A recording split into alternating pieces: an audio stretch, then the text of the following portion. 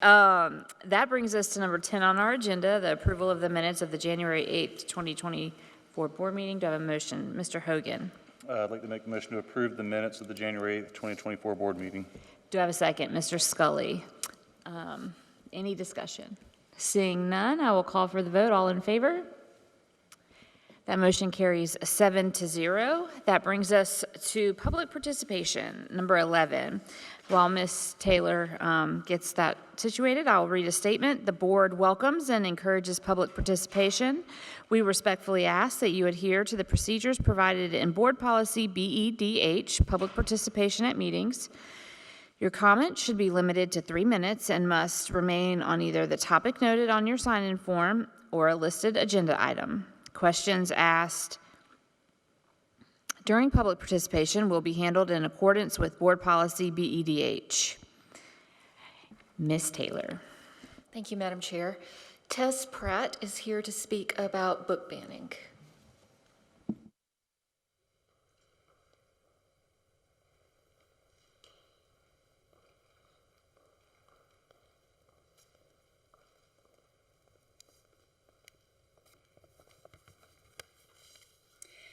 My name is Tess Pratt. I'm the department chair at Chapin High School, and I'll be sharing a parent letter per her request, as this parent is at a scholarship interview with her daughter.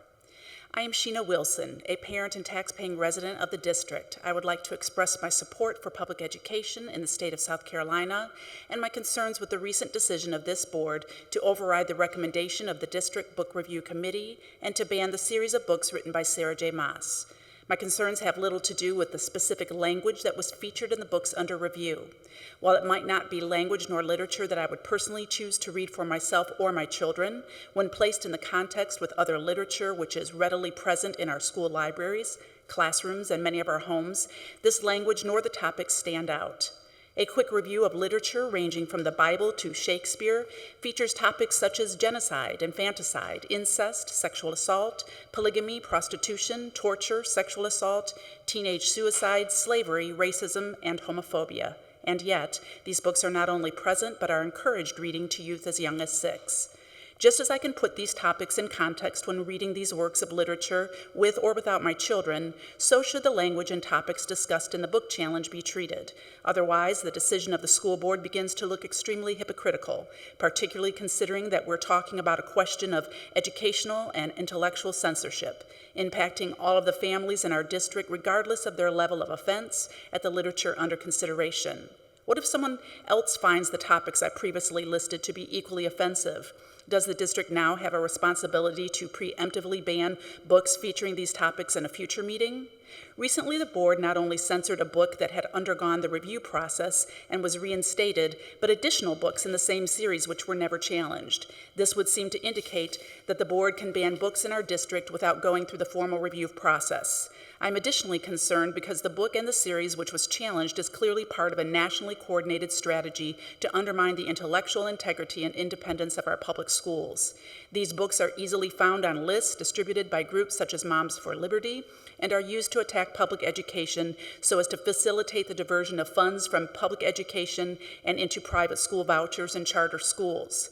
Viewed in this light, decisions to capitulate to these demands against the informed recommendation of the district committee tasked with the review process should be seen by the voters in this district as political grandstanding by the school board to placate outside political interests that are not concerned with the quality of education that is produced in our district. I am bipartisan and have no political party alignment. I stand for the education of our children. I stand with teachers, librarians, and administration within our school systems. Sheena Wilson, Lexington Richland 5 School District.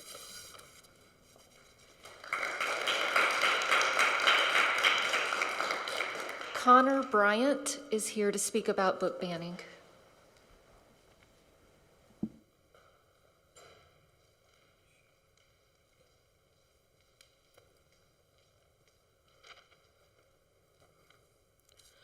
My name is Jackson Connor Bryant, and I'm a senior at Chapin High School. I am not yet a parent, and the last thing I want to do here is tell the room full of actual parents how to do their job. Rather, I want to address you as someone who acknowledges the complexities of raising a kid and the anxiety that comes along with it. And most importantly, I want to address you as the child of 2 parents who love me deeply, like I know you love your own children more than anything else in the whole universe.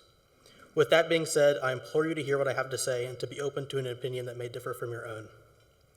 For much of my life, books have been an escape from reality. When the real world is full of stressors and is too much for me to handle, I sometimes dive into a book and immerse myself in a new world, one chock full of wonder and new experiences and perceptions. And sometimes I recognize myself and characters in these worlds, and it makes me feel less alone.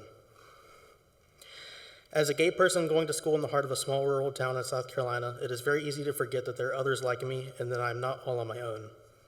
While I love my school and most of the people there, it is in no way perfect. A large portion of my classmates hold beliefs that are contrary to the way I live my life, and a few express those feelings.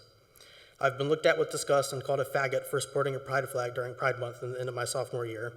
And now, in my senior year, the violent words, "kill all fags," with a drawing of a knife dripping with blood beneath it, has been scratched into a stall near the foreign language hallway. These things do not bother me that much, but for other students like me, they may have a very difficult time hearing and seeing these things from their fellow students.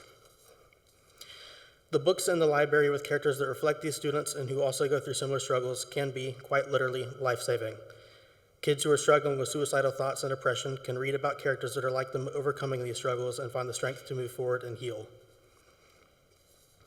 I understand that some of these books I'm speaking of have scenes that make you uncomfortable and that you see as unfit for a teenager to read. I understand and I hear you. I have considered your words, I respect your concern, and I fully understand that you are simply trying to do what is best for your children. But these books are so much more than the occasional gay kiss or intimacy.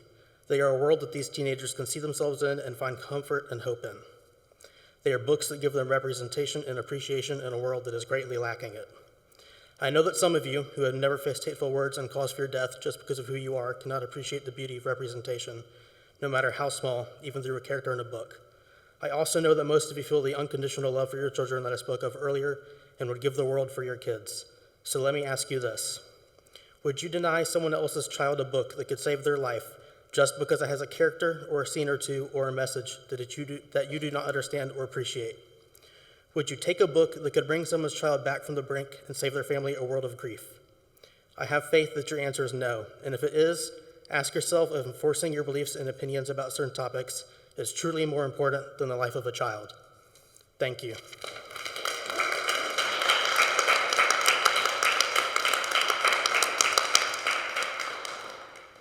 Jessica Odenwood is here to speak about protecting discussion in the classroom.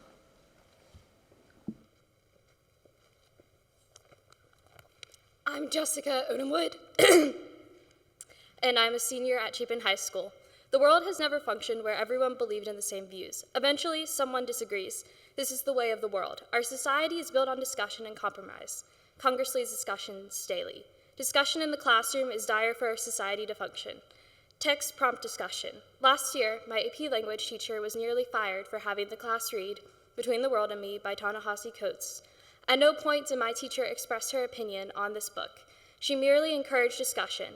In English classes, it is the teacher's job to prompt discussion when reading a book. When my class was no longer allowed to read the book, the English department came into her room and collected the books from each one of us. It felt as if we were characters in Lois Lowry's book, The Giver. Public education should never feel like a dystopian society, that there were things happening around us we were not allowed to discuss and expected to turn a blind eye to. The Lexington-Richland 5 mission statement states to prepare all students to be college and career ready by providing a challenging curriculum and a safe, secure, diverse, and equitable learning environment focused on academic, social, and emotional growth and development. The statement used is the word safe to describe the learning environment. After the books were taken, the classroom environment certainly did not feel safe. A class where students could once safely discuss their views turned into a class where no one felt safe to start any discussion. Our society relies on discussion for safety. Society is unsafe for those who do not have a voice. The texts we read prompt discussions. These texts do not force opinions on us. Each student is given the right to interpret texts the way they wish to. Removing text from education is removing discussion. Removing discussions leads to removing voices. I'll leave you with a poem forever ingrained in my brain from my 7th grade history class. First They Came by Martin Niemöller. First they came for the communist, and I did not speak out, because I was not a communist. Then they came for the socialist, and I did not speak out, because I was not a socialist. Then they came for the trade unionist, and I did not speak out, because I was not a trade unionist. Then they came for the Jews, and I did not speak out because I was not a Jew. Then they came for me, and there was no one left to speak out for me. Thank you.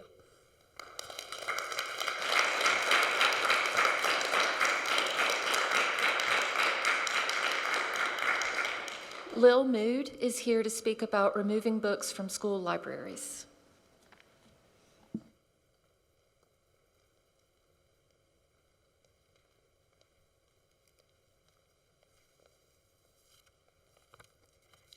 Good evening. My name is Lil Mood, and I serve as a community representative on the Chapin High School SIC. I try to keep up with what you all are doing at the school board meetings because your work impacts our students, our schools, and our community. I watched the recording of the December 11th board meeting when the board passed one motion that contained two separate questions. One question was whether to overrule the decision of the book review committee to retain one specific book in the school libraries. The second question was whether to remove an unspecified number of books by the same author from all school libraries without a study by the book review committee as required in board-approved policy and procedure. I believe a parliamentarian would say that when two questions are being considered, two separate motions are necessary. I'm here to ask you to reconsider your decision. I'm aware that a motion to reconsider is in order when made by someone who voted on the winning side of the original motion. The motion to reconsider could separate the two actions in the original motion into two motions. One to re-vote on the specific book being appealed, and the second to vote on the broad question of taking an action without following board-approved policy. On the first question, the board rejected an amendment that would allow the reviewed book to remain in the libraries but would restrict its being loaned to any student under age 18. The board's vote reflected the complainant's opinion that certain passages within the book would be so damaging to any student reading them that the book must be removed. And yet, the complainant seemed not to have any misgivings about students of any age hearing her read aloud those passages, or having them readily accessible out of context in the recording of the board meeting. On the second question, the board chose to ignore its own policy and order the removal of a number of books without referral to the book review committee. I believe that decision left the board and the district administration wide open to being constantly confronted with attempts to short-circuit a reasonable process that takes each complaint seriously and makes a case-by-case judgment following a thorough review. I can only imagine the discomfort which was evident in the recording of being repeated over and over as individual board members wrestle with their own preferences while trying to carry out a duty to act for the good of all students and to respect individual parental preferences without doing harm to the preferences of other parents. I think the book review policy and procedure the board adopted is a good one. I believe that correcting this procedural error will save the board a lot of future heartache and will be consistent with the orderly and proper way I've watched you conduct board meetings, for which I'm very grateful. Thank you for letting me speak.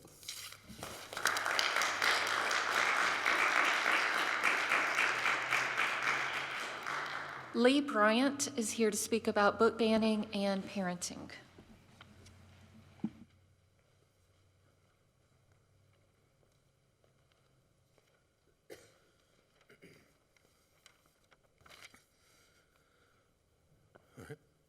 My classroom library includes 3 books published by the National Geographic Society. Their inside covers and fly leaves bear 3 names written in 3 different hands: Kathy Bryant, Keith Bryant, Lee Bryant. My much older siblings shared these books with me, as well as a passion for reading. It's no surprise then that when Keith and Kathy developed a love of the horror genre, so did I. Whenever I saw one of them reading a novel, I wanted to read it too. When I was only 8, I read Stephen King's Carrie, finishing the entire book, but understanding little of it. Even so, I picked up King's Cujo next. A killer dog made sense to me. Early on, however, one of the main characters receives a brief letter from his wife's lover, and I understood just enough of it to know I should read no further. So I shut the book, setting it aside for another time. I felt no pressure to keep reading, for reading is a private act. But how did I know to stop? I had been parented, and the right to parent our children should be sacrosanct, should be protected. I have zero problem with parents who find a book inappropriate for their children.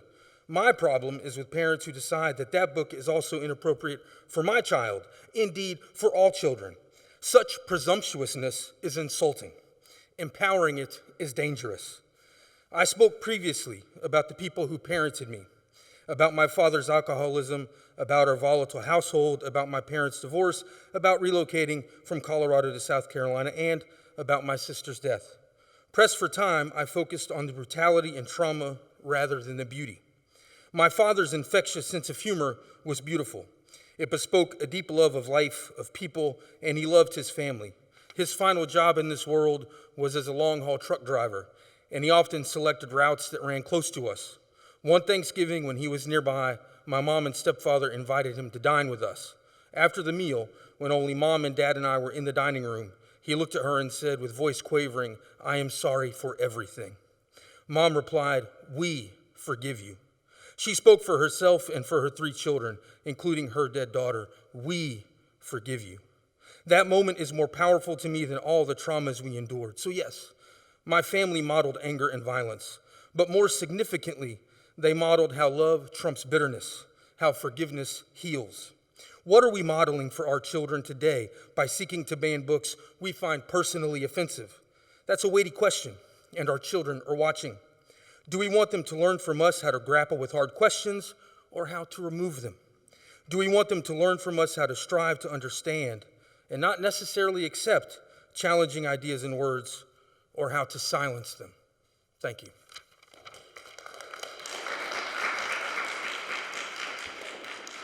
Patrick Funk is here to speak about book banning.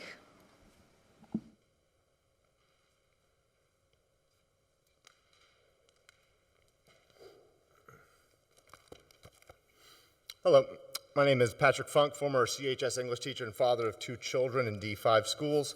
The following is a letter written by American author Kurt Vonnegut to a school board who banned his classic novel Slaughterhouse-Five in 1973 in Drake, North Dakota. I gather from what I read in the papers and hear on television that you imagine me and some other writers too as being sort of rat-like people who enjoy making money from poisoning the minds of young people. I am in fact a large, strong person, 51 years old, who did a lot of farm work as a boy, who's good with tools. I've raised 6 children, 3 of my own and 3 adopted. They have all turned out well. 2 of them are farmers. I am a combat infantry veteran from World War II, and I hold a Purple Heart. I have earned whatever I own by hard work. I have never been arrested or sued for anything. I am so much trusted with young people and by young people that I have served on the faculties of the University of Iowa, Harvard, and the City College of New York. Every year I receive at least a dozen invitations to be commencement speaker at colleges and high schools. My books are probably more widely used in schools than those of any other living American fiction writer. If you were to bother to read my books, to behave as educated persons would, you would learn that they are not sexy and do not argue in favor of wildness of any kind. They beg that people be kinder and more responsible than they often are. It is true that some of the characters speak coarsely. That is because people speak coarsely in real life. Especially soldiers and hard-working men speak coarsely. And even our most sheltered children know that. And we all know, too, that those words really don't damage children much. They didn't damage us when we were young. It was evil deeds and lying that hurt us. After I have said all this, I am sure that you are still ready to respond in effect, yes, yes, but it still remains our right and our responsibility to decide what books our children are going to be made to read in our community. This is surely so. But it is also true that if you exercise that right and fulfill that responsibility in an ignorant, harsh, un-American manner, then people are entitled to call you bad citizens and fools. Even your own children are entitled to call you that. I read in the newspaper that your community is mystified by the outcry from all over the country about what you've done. Well, have you discovered that Drake is part of the American civilization, and your fellow Americans can't stand it that you behaved in such an uncivilized way? Perhaps you will learn from this that books are sacred to free men, and for very good reasons. The wars have been fought against nations which hate books and burn them. If you are an American, you must allow all ideas to circulate freely in your community, not merely your own. If you and your board are now determined to show that you, in fact, have wisdom and maturity when you exercise your powers over the education of our young, then you should acknowledge that it was a rotten lesson you taught young people in a free society when you denounced and then burned books you haven't even read. You should also resolve to expose your children to all sorts of opinions and information in order that they will be better equipped to make decisions and to survive. Again, you have insulted me, and I'm a good citizen, and I'm very real. Thank you.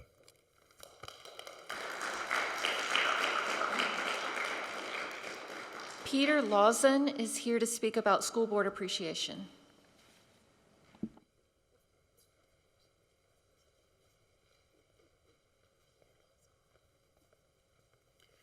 Good evening, board and Dr. Ross. Every year we like to show our appreciation, and this year is no different. You guys are some of the hardest working people I've known on the side of public education, and we really appreciate that. As a token of our appreciation, we got you a book. It's by a local author, keeping with Dr. Ross's theme to buy local. It's from the McFarland couple, and they are also very well-known local entrepreneurs. They took the time to sign the books to you as well, and please enjoy the books and pass them along, and we appreciate everything that you do.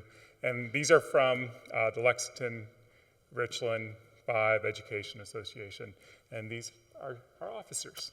So thank you very much.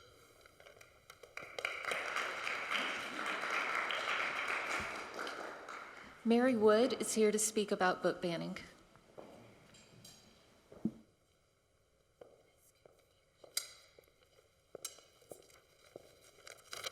Good evening. My name is Mary Wood. I'm a teacher at Chapin High School. It goes without saying that book banning or removal or censorship has dire consequences. From my perspective as a teacher, there is the interference with expertly designed instruction and the repudiation of educator integrity that stings the most. Questioning our ability to do our jobs increases distrust of academia in general, opening teachers to unfounded attacks, lowering student engagement and success, and fracturing the foundation of education, what FDR called the real safeguard of democracy. Ultimately, then, these attacks on books, on teachers, on education are, in effect, unpatriotic attacks on our democracy. This is nothing new. Prominent literature was infamously blacklisted and destroyed as Hitler rose to power, not even a century ago. Vilifying truth and oppositional perspectives, and instilling an indoctrinated governance of fascist rule. If our goal is to undermine America as we know it, we are on the right path. If, however, we seek to fortify our country, we must change course. Much discussion over parental rights has politically permeated education. In no small way, the preferred narrative labels teachers as indoctrinators, enacting insidious agendas that run counter to parents' collective morality. Let's be clear. Brainwashing children who resist disengaging from their phones, which, by the way, offer more access to obscenity than your uncle's hidden Playboy stash, or submitting work on time is laughably absurd. 2, if I were so great at cult leading, I'd have convinced somebody to pay me a living wage by now. But I assume most of you know this. So why are we still fueling the fires of teachers as agents of indecency? In addition to teaching in D5, I'm a tax-paying parent, and my voice regarding instruction matters too. I do not want my kids' intellectual journeys to be limited by someone else's opinionated biases. Exposure to varied perspectives is necessary to prepare my children to be productive participants in the democratic process, and presenting them with challenging and uncomfortable experiences through literature provides an opportunity for them to learn about difficult ideas under the care of trustworthy teachers and my parental support. I recognize my position about this may not align with some folks, and my feelings don't deserve favor over theirs. As such, I'd like reciprocal consideration. Rather than censoring for all to honor the demands of a few, I offer another option. Create a policy wherein any parent who fears books may contain certain inappropriate content can have their children identified as not authorized to check out or read books without first having a parent read the material and give written approval. We have a list for students without media consent. Surely we can have one for students without literary consent. Thank you.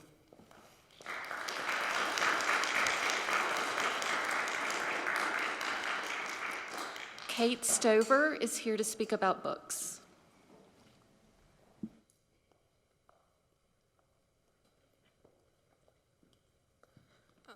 Hello, I'm Kate. I'm a senior at Chapin High School.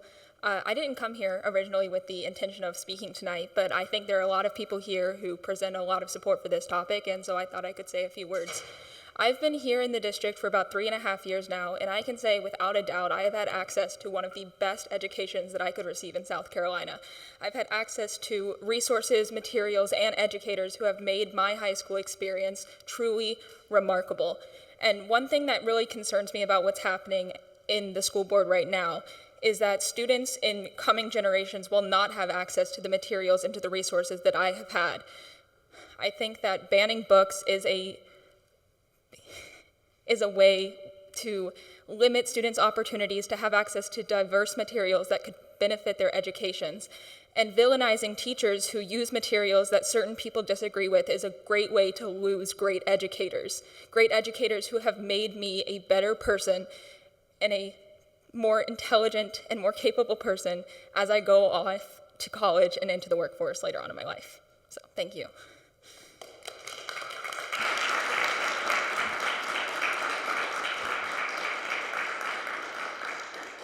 Kason Galloway is here to speak about book banning.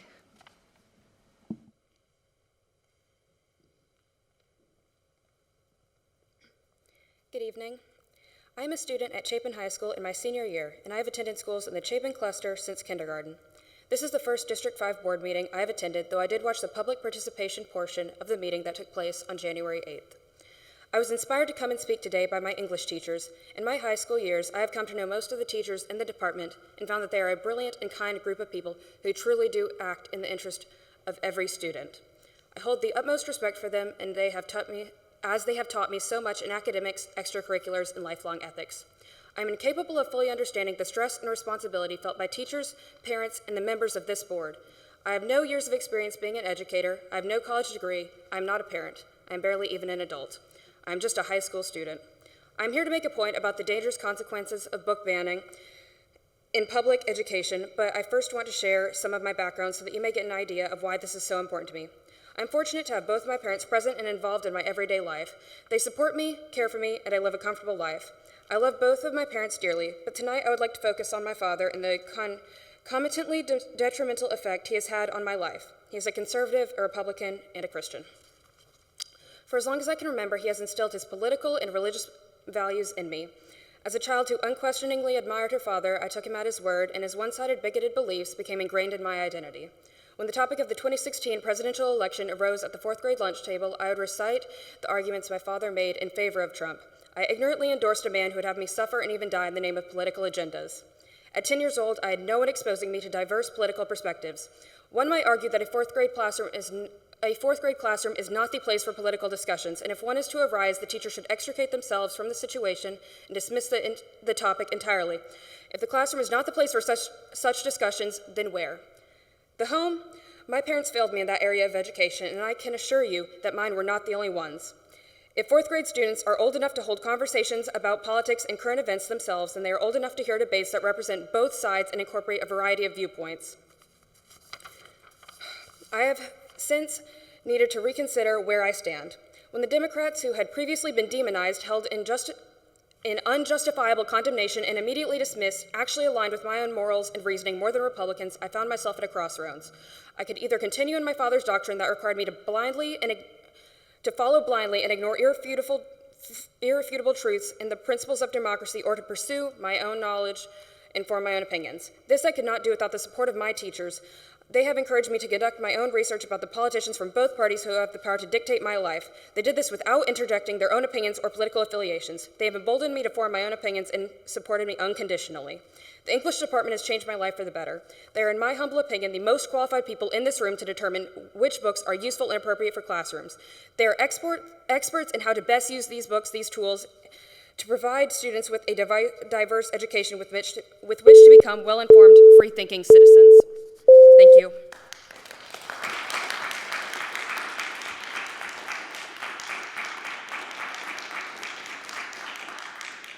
Summit Wood is here to speak about censorship.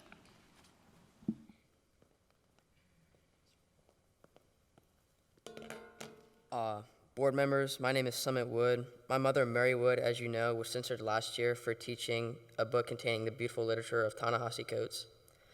Although this book teaches and exceeds the criteria of an AP language and composition course, it contained material which was questioned by many as racially distracting. Following their complaints, her extensive planning and excitement for that time frame of teaching was censored and discontinued. This is just one of many regarding censorship in school. While some argue banning controversial books in a school setting is beneficial for a student, it ultimately infringes on the teacher's ability to instruct a class.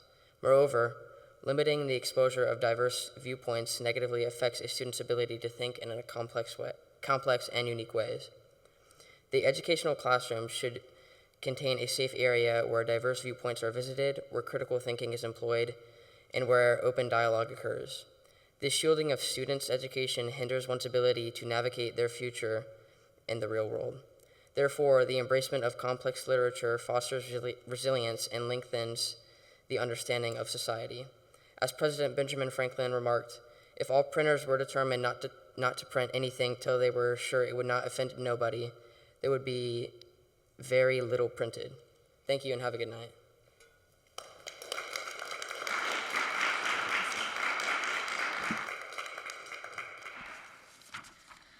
All right, that concludes public participation.